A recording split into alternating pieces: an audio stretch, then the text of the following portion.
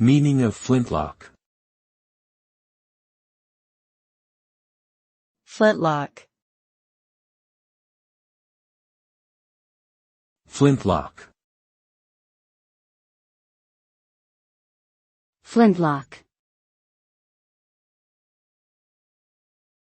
Flintlock. A flintlock is a type of firearm ignition mechanism that was commonly used in the 17th to 19th centuries. It works by striking a piece of flint against a metal plate, creating sparks that ignite gunpowder and propel a bullet out of the barrel. The term flintlock can also refer to the firearms that use this mechanism. Flintlocks were widely used in military and hunting applications until they were superseded by more advanced firing mechanisms such as percussion caps.